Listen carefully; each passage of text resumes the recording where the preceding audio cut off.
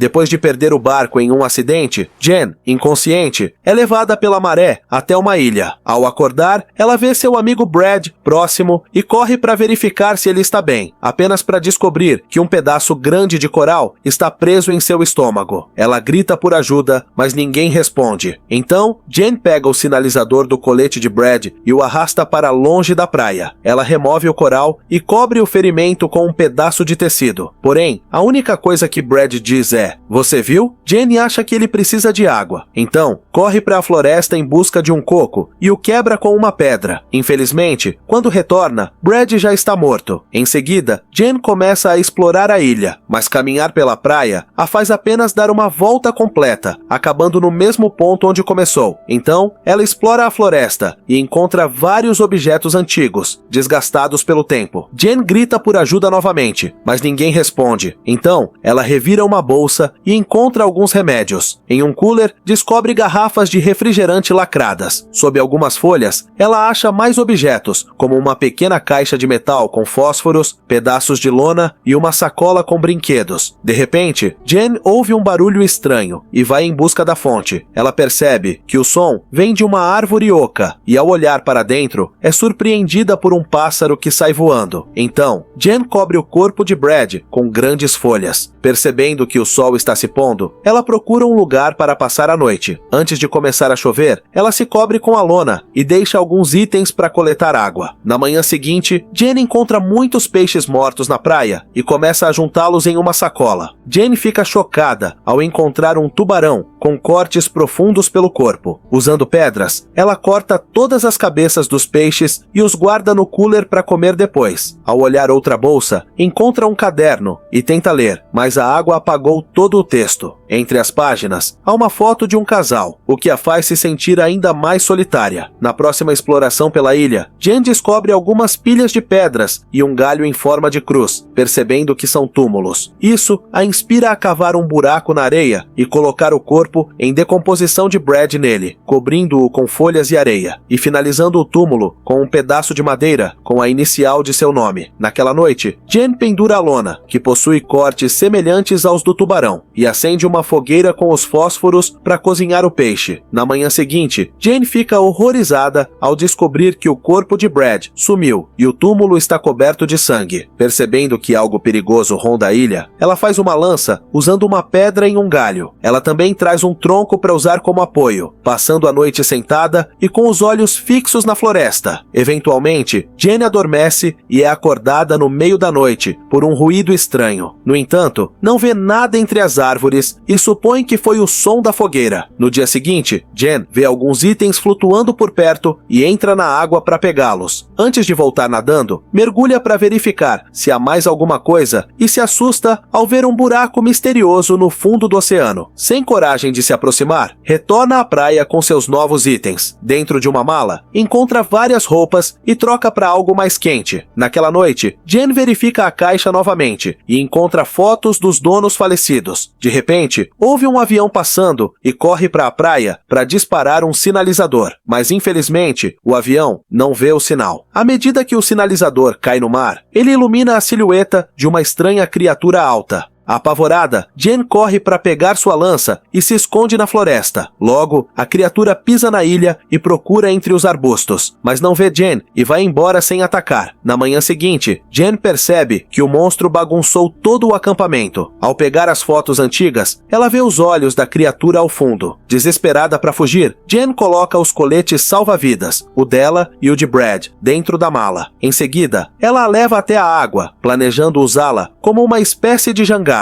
No entanto, a mala não é estável o suficiente para suportar seu peso, e Jen a joga de volta na areia, frustrada. Antes de anoitecer, Jen se esconde dentro de uma árvore oca para dormir em segurança. Mais tarde, no meio da noite, ela acorda com os ruídos do monstro chegando à ilha. A criatura pega seu tronco e começa a rolá-lo e batê-lo contra o chão. E Jen precisa se concentrar para não fazer nenhum som e proteger a cabeça. Depois de muitos tremores e grunhidos, o monstro perde o interesse e finalmente vai embora. Dias se passam, com Jane sobrevivendo durante o dia pescando, e à noite se escondendo em um buraco. Após alguma prática, ela finalmente consegue matar um pequeno tubarão com sua lança. Ela o pendura em uma árvore antes de adormecer no buraco. Mesmo assim, ela ainda ouve o som do monstro levando o tubarão embora. Algum tempo depois, as ondas trazem outro corpo para a praia. Ao checar, Jane descobre ferimentos graves no rosto, causados pelo monstro. Além disso, o corpo está sem as pernas. Jane o pendura na árvore e se esconde no buraco novamente, mas dessa vez permanece acordada para observar o monstro chegar. A criatura rapidamente derruba o corpo e começa a se alimentar dele. Nesse momento, Jane ouve o som de um avião passando e prende a respiração, mas não pode sair, pois o monstro caminha perto do buraco. Sem conseguir encontrá-la, ele volta para o mar, mas infelizmente o avião já foi embora. No dia seguinte, Jane usa lona, alguns cintos e cordas para construir uma rede que pendura no alto das árvores. Agora, ela tem uma visão melhor da área e fica fora do alcance do monstro. Naquela noite, Jane está confortável na rede quando percebe o monstro andando entre os arbustos. De repente, ele começa a puxar as cordas para derrubar a rede, fazendo Jane gritar e se debater na lona até que cai ao chão. Jane imediatamente começa a correr enquanto o monstro a persegue, saltando dentro e fora da água para se mover mais rápido. Eventualmente, a criatura aparece à sua frente e Jane, apavorada, a golpeia com sua lança, mas o monstro a arremessa contra a areia. Em seguida, a atinge novamente, fazendo-a cair na água. Mas antes que a criatura consiga matá-la, um trovão inesperado a assusta e a faz recuar. Jane decide então subir em uma árvore e dormir lá, mesmo em uma posição desconfortável e sob a chuva. Pela manhã, ela examina sua perna e encontra um ferimento feio. Enquanto lava o machucado e troca de roupa, Jane vê um bote salva-vidas